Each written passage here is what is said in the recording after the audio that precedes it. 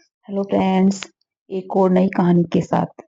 कमला घर की बड़ी बहू है, हिंदी मीडियम की पढ़ी, बेहद सौम्य सरल सीधी सादी और सभी को जोड़कर चलने वाली, सास ससुर की सेवा करने वाली थी। कमला जब से ब्याह करके गुप्ता परिवार में आई थी, तभी से गुप्ता परिवार को अपना सब कुछ मानकर रात दिन सभी की सेवा में बड़ी बहू के फर्ज निभाने में जुट गई थी। कमला के पति सूरज एक मामूली सी कंपनी में छोटे पद पर काम करते थे। ज्यादा पढ़े लिखे ना होने के कारण जो नौकरी उन्हें मिली उसी पर ही उन्होंने टिके रहना पसंद किया। सूरज के पिता मिलिट्री से रिटायर्ड थे, तो उनका रुतबा ही अलग था। कड़क स्वभाव और निर्मय पूर्वक जीवन जीने वाले व्यक्ति थे। सूरज के पिता की पेंशन से घर चलता था, इसलिए कमला की सास का हुक्म भी घर पर चलता था और कमला को हमेशा रुतबा दिखाती थी। घर में सूरज की माँ जो कह दे सबको वही मानना पड़ता था और हर दिन उसके पति के पैसे की धौंस कमला को दिखाती रहती थी। कमला दुखी तो बहुत होती, पर घर को जोड़ के रखना उसके मायके से सिखाया गया था। बिना कुछ भी कहे चुपचाप सास ससुर की सेवा, ननद के घर आना जाना, लेना देना सब कुछ कमला ही करती थी। बेटा होने के बाद भी कमला के जीवन में कुछ नहीं बदला, बल्कि उसकी जिम्मेदारियां और काम अधिक बढ़ गया। बच्चे को स्कूल भेजना, घर का काम, खाना पीना सब कमला ही करती थी। इस बीच में दोनों देवरों की शादी हो गई। देवर की शादी होने के बाद दोनों ही देवरानी शादी के पहले से ही नौकरी में थी और अंग्रेजी माध्यम की पढ़ी लिखी होशियार थी, तो घर में या घरेलू कामों में उन्होंने कभी भी दिलचस्पी नहीं दिखाई और ना ही कभी कमला की सास ने उन्हें कभी घर का काम करने को कहा।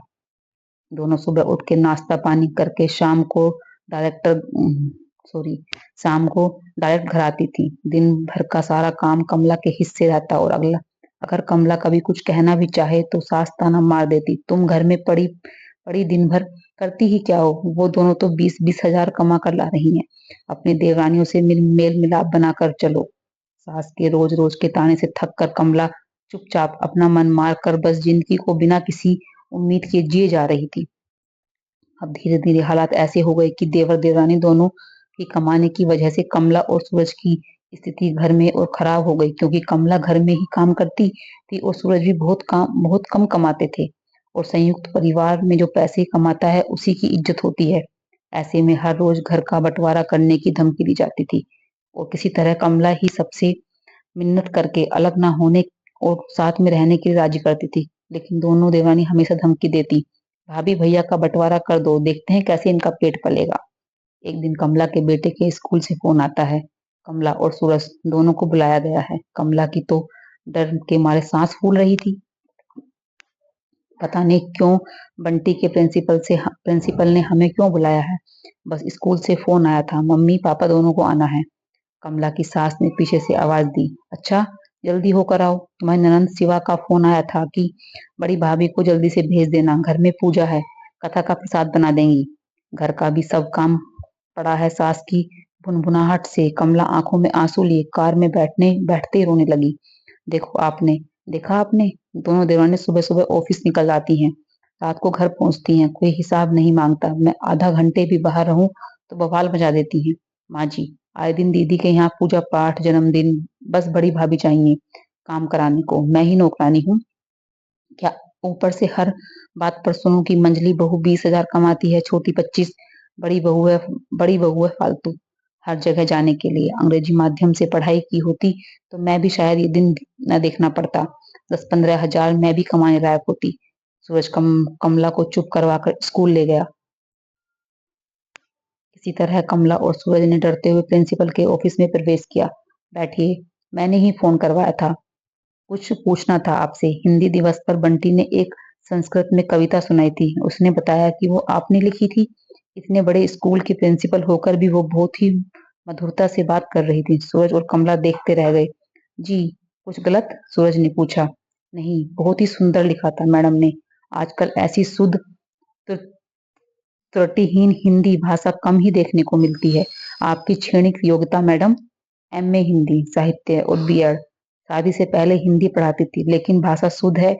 बहुत सालों बाद तारीफ सुनकर कमला प्रसन्न हो उठी।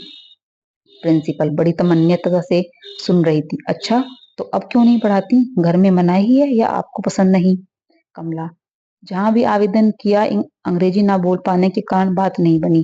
फिर शादी के बाद घर गृहस्थी में ऐसी उलझी कि कुछ होश ही नहीं रहा। देखिए, मैं मुद्दे पर आती हूँ। आपकी कविता पढ़कर, आपसे बात करके हिंदी भाषा पर पकड़ मैं देख चुकी हूँ। डिग्री भी है, अनुभव भी है। हमें अपने स्टाफ में आप जैसी अध्यापिका की आवश्यकता है। यदि आप इच्छुक हों तो हम चाहते हैं आप कल से ही ज्वाइन कीजिए। क्योंकि मिस्टर सूरज, आपको कोई दिक्कत तो नहीं? प्रिंसिपल हंसते हुए पूछा। सूरज ने हामी भर दी थी। अब कमला की खुशी का ठिकाना नहीं रहा। दोनों घर पहुंचे तो सब अपने उन पर बरसने लगे। छोटी ननंद घूरते हुए बोली, भाभी कहाँ थी आप? फोन भी बंद था। माँ ने ही रोटी सेक कर पापा को खिलाई। दीदी के यहाँ भी जाना है आपको? सूरज ने मुस्कुराते हुए कमला को अपने पास बिठाया। कमला, शिवा के घर प्रसाद बनाने नहीं जा पाएगी।